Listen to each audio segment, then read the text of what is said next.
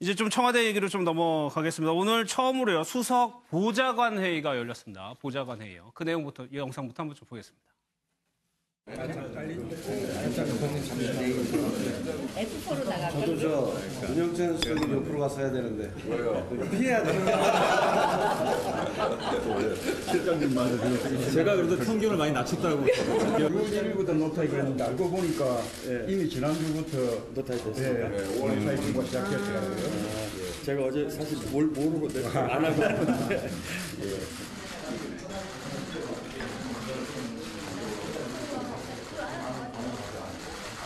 지금 첫 번째 수석보좌관 회의입니다. 저로서는 10년 만에 수석보좌관 회의를 하는 거여서 여러모로 아주 감회가 깊습니다.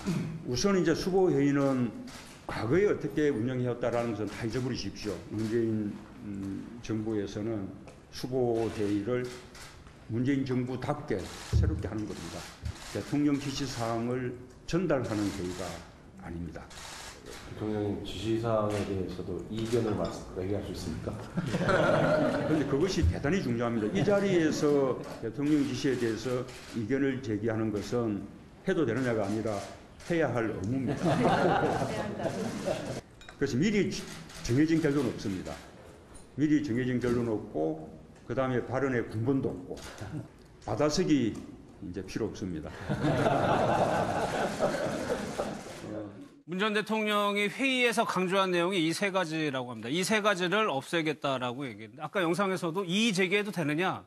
의무라고 얘기를 합니다. 그게. 일단 상당히 보기 좋은 그 장면이고 예. 저 내용들이 당연한 거죠.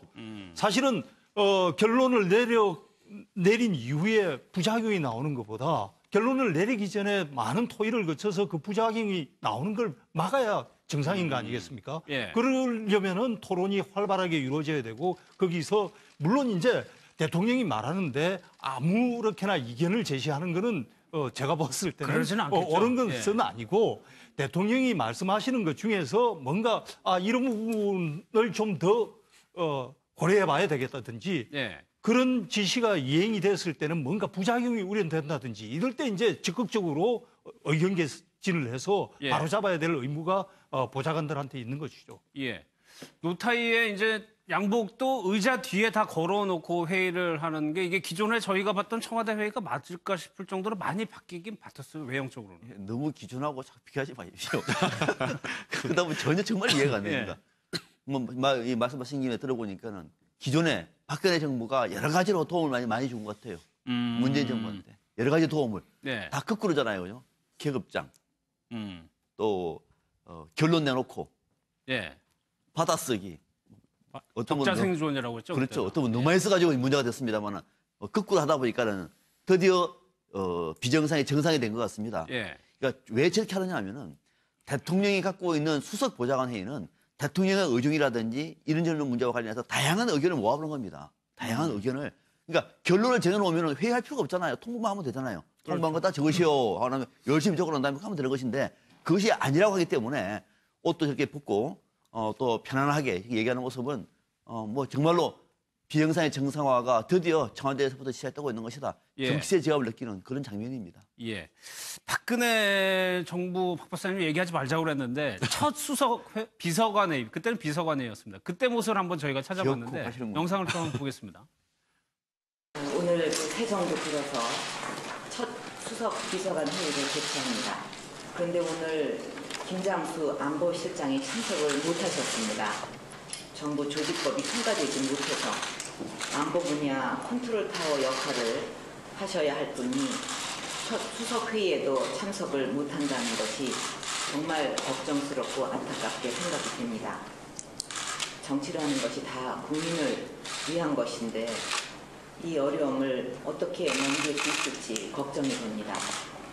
이 미래 창조 과학부도 지금 통과가 안 되고 있기 때문에 하루빨리 국회에서 좀 통과시켜 주셨으면 하고 간절한 바람이 있습니다. 글쎄요, 박상봉 박사님은 비정상의 정상화라고 말씀하셨는데 글쎄요, 방식보다는 일을 잘하는 게 중요한 거 아닙니까? 결국은 어떤 결론을 내느냐? 방식도 중요하죠. 예. 방식도 중요하고 그에 따라서 이제 성과, 구체적인 내용을 갖고 가는 것 이게 굉장히 중요하죠. 사실 이 박 전 대통령 시절에는 회의라고 하기가 좀 어려웠죠. 회의라는 게 모여서 토의하는 게 회의인데 예. 그것보다는 이제 어떤 대통령의 발언을 받아 적고 전달하는. 전달하는 자리, 오히려 예. 국민들한테 뭔가 그런 걸 좀 대통령 하고 싶은 얘기가 있을 때 저런 수석비서관 회의에서 하는 그런 자리로 돼버렸거든요. 예. 근데 지금 이제 문재인 정부에서는 오늘 첫 번째긴 하지만 일단은 뭔가 우리가 현안에 대해서 격의 없이 토론하는 그런 자리로 위상을 가져가는 거 이건 대단히 좋다라고 생각이 들고요. 저는 거기에 더해서 청와대는 어차피 보좌 기능, 참모 기능에 충실할 필요가 있다라고 보거든요. 그러면 앞으로 이제 정책을 실질적으로 집행해 나가는 부분에서 내각의 장관들과 이 대통령과 어떤 모습을 갖춰가느냐. 그러니까 저러한 지금 청와대 수석보좌관 회의에서 보이는 모습이 장관들과의 회의에서도 그런 부분들이 같이 이제 관통이 돼야 된다는 거죠. 그래야 예를 들면 어떤 환경 문제나 큰 사회적인 갈등 사안이 있을 때 예. 환경부의 입장이 다르고 뭐 예를 들면 건교부의 입장이 다르고 국토부의 입장이 다르고 이렇게 서로 부처 간 입장이 다 다르지 않습니까? 예. 근데 같이 이렇게 모여서 거기서 장관들이 모여서 같이 회의를 하면 어떤 결론이 나왔을 때 예. 그것이 상당히 빠르게 집행이 될 수가 있거든요. 우리도 뭐 어떤 조직에서 얘기를 할 때 어떤 현안에 대해서 회의를 하는데 같이 거기 참석해서 회의를 했을 경우와 그렇지 않고 회의에 참석하지 않았을 경우는 그 이후의 효과가 굉장히 다릅니다. 예. 그러니까 지금 문재인 대통령이 수석보좌관 회의에서 하는 것처럼 저런 자리를 특히 저는 내각에 있는 장관들과 자주 갖는 모습을 자꾸 미디어에 노출을 해야 되고 그것이 중요하다. 저렇게 이제 청와대 참모들과 회의하는 모습들이 지금은 이제 초창기니까 이해가 되는데 자꾸 저런 모습이 많이 노출이 되고 하지 않습니까? 그러면 자연스럽게 힘의 중심이 청와대로 갑니다. 그렇죠. 이것은 우리가 역대 정권에서 봤듯이 그렇게 바람직한 모습이 아니다라고 생각을 하기 때문에 예, 예. 앞으로는 이 청와대의 모습이 노출되기보다는 내각이 갖춰지면 예. 6월 중순 지나서부터는 주로 장관들과 직접 이렇게 대통령이 이렇게 여러 가지 현안을 예. 논의하고 하는 모습이 좀 많이 노출됐으면 하는 바람입니다. 최 예, 저는 저기 비서관 회의의 시간과 관련해서 굉장히 그 주목했었는데요. 뭐냐 하면은 이명박 대통령 때는 매주 월요일 오전 8시에 저 수석 비서관 회의를 했습니다. 예. 아침부터 열심히 일하는 모습을 보여주겠다. 이게 이제 개념이었고, 박근혜 대통령 때는 매주 하는 게 아니라 2주에 한 번씩 월요일 오전 10시에 했습니다. 예. 그 회의 시간이 오전 8시에서 오전 10시로 좀 뒤로 늦춰졌죠. 그런데 문재인 대통령은 앞으로 월요일과 목요일 정례적으로 하겠다. 예. 그런데 여기서 주목되는 부분이 월요일 회의는 오후에 하겠다. 그 이유는 월요일 회의를 오전에 하면 실무진들이 일요일 날 준비를 해야 되기 때문이다. 아. 이렇게 설명을 했어요.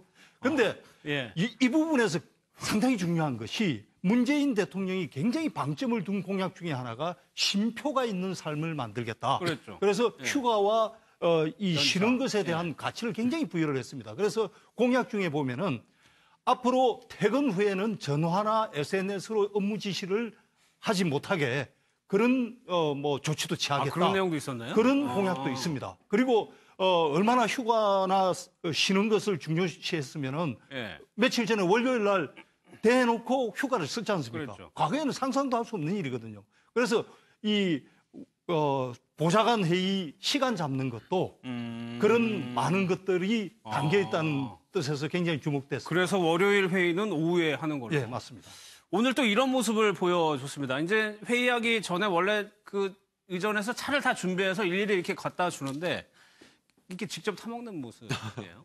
예. 사실 이것도 너무나 당연한 모습인데 이제는 이런 게 뭐 보통처럼 느껴지겠죠. 맞습니다. 그렇게 돼야 된다고 생각이 됩니다. 뭐 기업이나 일반 어떤 관공서의 높은 기관장이나 이런 데는 의전팀이 따로 있고 또 뭐 예. 비서실 있고 또 총무비서실 둬가지고 또 뭐 사실은 수행하고 뭐 그런 것들이 굉장히 많았는데요. 그러면서 너무 과도하게 의전을 하면서 사실은 격식을 차리다 보니까 조직 자체가 굉장히 딱딱해지고 의사소통이 잘 안 되는 그런 문제가 많았습니다. 예. 뭐 수석 보좌관 회의에서 자유롭게 이야기하고 토론을 하겠다라고 뭐 대통령이 이야기를 했다고 하는데요. 만약 어떻게 보면 그 회의장에서 자연스럽게 토론하고 이야기가 나올 수 있으려고 한다면 수석들과의 그 비서관들이나 뭐 보좌관들과의 어떤 그 대통령과의 관계 자체가 예. 저런 일상에서조차 격의가 없는 사이가 되어야 된다고 생각이 됩니다.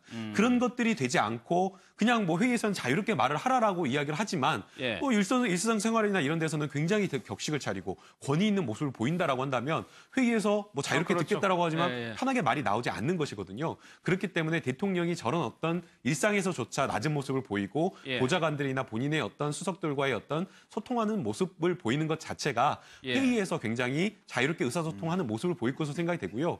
그다음에 이제 실질적으로 정말 회의에서 주제를 정하지 않고 토론을 하겠다라고 하려고 한다면 대통령이 말씀을 조금 줄이는 게 필요하다고 생각이 됩니다. 기존의 어떤 수석비서관 회의를 보게 되면 대통령이 모두 발언을 해버립니다. 그럼 모두 발언에 물론 대통령이 뭐 국민들이나 수석 비서관이나 뭐 이런들에게 메시지를 던지겠다는 의도는 좋지만 예. 대통령이 모두 발언해서 이 현안에서 이렇게 딱 말을 해버리면 앉아있는 비서관, 수석 비서관들은 그 부분에 대해서 사실상 말하는 것 자체가 어렵습니다. 그렇죠. 그러니까 모두 발언은 사실은 줄이고 오히려 수석 비서관들이나 이런 분들이 편안하게 토론을 하고 정책에 예. 대해서 이야기를 한 다음에 대통령이 그것을 받아들여서 정리하는 발언을 늘리는 것이 좋지 않을까라는 좀 생각이 듭니다. 이 리더나 자기 말에 토다하는 거 참는 게 쉽지 않아요. 혹시 궁금해 하실 수도 있기 때문에 네. 조금 첨언을 하자면 수석 비서관 회의라는 이름이 왜 수석 보좌관 회의로 이름이 예. 바뀌었느냐. 이 부분에서 보면은 그동안 수석 비서관들이 있었는데 그것 외에 경제보좌관과 과학기술보좌관을 새로 두기로 했습니다. 문재인 정부 때는. 예. 아직 임명이 안 돼서 이 두 보좌관에 대해서 지금 언론에서 자세하게 소개가 안 됐을 뿐인데 예. 보좌관 2명을 신설하기로 했기 때문에 그것을 아. 감안을 해서 이름을 좀 바꾼 알겠습니다. 거다 이렇게 이해하시면 되겠습니다. 예. 또 문재인 대통령이요. 이 민정수석, 그러니까 청와대 근무를 했던 경험이 좀 묻어나는 대목인데 박수현 대변인 집이 공주란 말이에요. 네.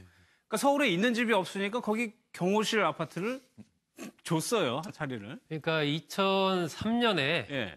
문재인 당시 변호사였죠. 변호사 시절에 노무현 전 대통령이 와서 나를 좀 도와줘라 예. 이렇게 하면서 문재인 당시 변호사가 2가지 조건을 걸고 그걸 수락을 하지 않습니까? 민정수석으로 그친다. 앞으로 정치를 하라고 하지 마십시오. 2가지 조건을 걸고 이제 서울로 올라오거든요. 예. 서울로 올라오는데 그 당시 이제 문재인 변호사, 그러니까 민정수석은 서울로 올라오면 그래도 청와대 민정수석이면 뭔가 이제 국가적으로 중요한 일을 하는 사람이니까 뭐 관사 비슷하게 좀 뭐 있겠지. 살 수 있는 집이 예. 좀 있겠지 생각하고 왔는데 와서 보니까 아무것도 없는 거예요. 그러니까 당장 잠자는 데에서부터 먹는 거 이런 부분에서 애로사항을 그 당시 겪었던 그런 곤혹스러운 경험이 있으니까 이번에 이제 박수현 전 의원이 대변인으로 이제 임명을 하면서 예. 물어봤던 거죠. 그 뭐 박수현 전 의원이야 지난 그 국회의원 시절에 워낙 공주에서부터 바로 대중교통 이용해서 국회로 출퇴근하는 걸로 유명한 의원이었으니까 뭐 어떻게 지금도 출퇴근합니까? 어떻게 합니까? 뭐 이제 물어보니까 마땅히 거처를 지금 못 구하고 있는 상황입니다. 출퇴근하기는 좀 어렵겠습니다. 이렇게 얘기하니까 그러면은 뭔가 좀 청와대 주변에 지금 문 대통령은 박수현 대변인한테 모든 회의에 다 배석을 하라라고 지시를 그렇죠. 해놓은 상황 예. 아닙니까? 그러니까 급하게 좀 이제 경호실 통해서 좀 혹시 공간이 여유 있는 공간이 있느냐 이렇게 예. 알아봐서 그 주변에 경호실이 사용하는 어떤 그런 건물 공간을 하나 이제 대변인이 쓸 수 있도록 예. 그렇게 이제 배려를 한 거죠. 예. 그래가지고 이제 집이 없으니까 여관하고 지인 집에 묵으면서 청와대에 출퇴근했던 것 같아요. 이제 대경 빌라라고 이제 경호실 빌라인가 봐요. 거기를 하나 줬다고 합니다. 박수현 대변인이 예. 그 공주 지역에서 무릎으로 걸어 다닌다고 합니다. 그게 무슨 말이에요? 그게 무슨 말인가 했더니 예. 그만큼 이제 많은 사람들을 만나 다니면서 무릎을 꿇고 인사하고 그런 어떤 겸손한 모습을 보여가지고 예. 그렇게 지역구 활동 열심히 한다고 하는데요. 그 이제 사실은 저희 이제 MBN에도 굉장히 많이 출연했지 않습니까? 그랬죠. 그래서 오전에 9시 방송을 하시고 오후에 한 5시 방송이 있으면 사실상 어디가 갈 데가 없기 때문에 예. 거처를 구하는 게 마땅한데 왜 구하지 않느냐라고 한번 제가 여쭤본 적이 있었습니다. 사실은 이제 시간이 너무 많이 들고 그다음에 또 서울에서 또 경선 캠프에서 대변인 역할을 했기 때문에 서울에 있는 게 중요한데 예. 왜 그거 구하지 않느냐 여쭤보니까 서울에 집이 있으면 지역구에 조금 덜 내려갈까 봐라는 그런 이야기를 하시면서 왔다 갔다 KTX로 하면서 그만큼 그 지역에 정성을 쏟고 지역 주민들과 이렇게 스킨십 하려는 그런 예. 노력을 좀 했다라고 이야기를 하고 있습니다. 예. 알겠습니다.